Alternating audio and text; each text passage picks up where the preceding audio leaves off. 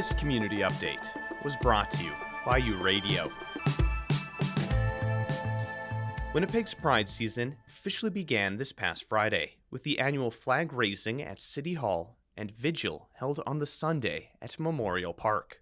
The 10-day celebration will embody the theme, Rise in Pride, Stand in Strength. This theme, which underwent several variations, was chosen to reflect growing concerns in the state of the world, said Barry Carlenzig, president of the board for Pride Winnipeg. Those concerns around increasing prominence in anti-2S LGBTQIA+ rhetoric, protests, and legislation. And it was a call to action to rise together in unity and strength, celebrating the resistance and joy. So more and more what we're seeing around the world, especially in the US lately, is hate is winning. You're seeing more and more hate pop up throughout the US. You're seeing it pop up in Europe. You're seeing it pop up in countries that you would never think it would pop up in. And that's why more important than now, we need to rise up as a community and stand strong and stand together. That also includes our allies in the community. As the event has evolved, it has experienced growing pains.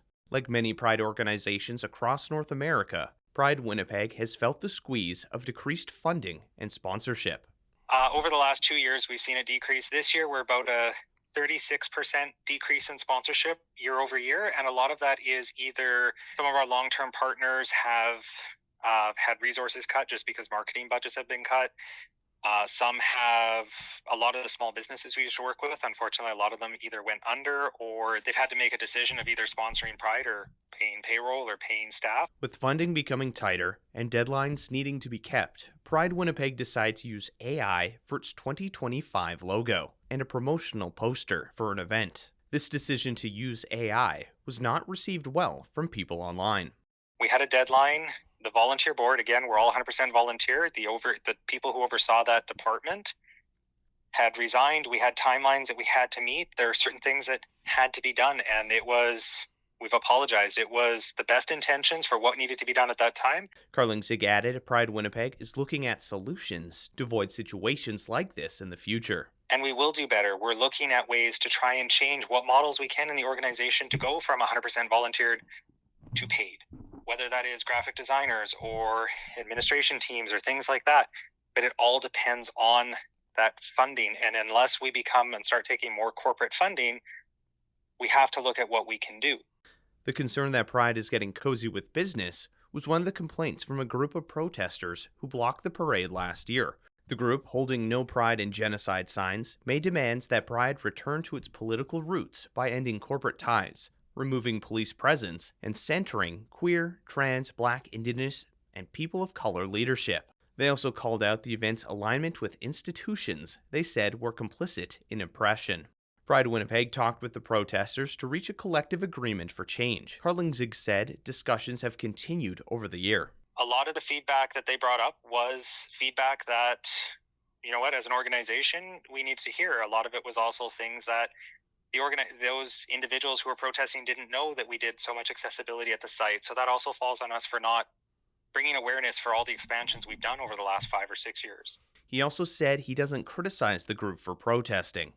But the other thing, too, is a lot of people forget Pride started as a protest.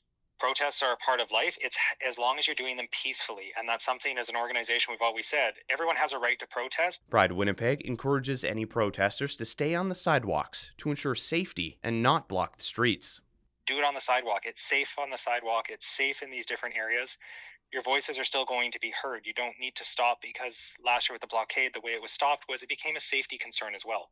With the extreme heat and that type of stuff, it was a safety concern where we couldn't get people out of the site and out of the area. Carlenzig said he encourages community members to keep Pride accountable. If there is feedback, please don't be afraid to share it. I am the type of person, and I'm the chair of the board, where I take feedback seriously. I take constructive criticism seriously, and that's how we expand. When I started with the organization, we didn't have a director of sustainability. We didn't have a director of accessibility. We didn't have a quiet zone at CMHR. We didn't have a lot of the things that you see now, and that's because of feedback from the community who felt comfortable coming to us. Despite the challenges Pride Winnipeg has experienced, Carlenzig is optimistic about the future. He said that through community, Pride can be the place where every queer voice is seen, heard, and celebrated. You're listening to U Radio, where diverse voices connect. Stay tuned for more stories and insights that matter. With you Multicultural and the Local Journalism Initiative, I'm Ryan Funk.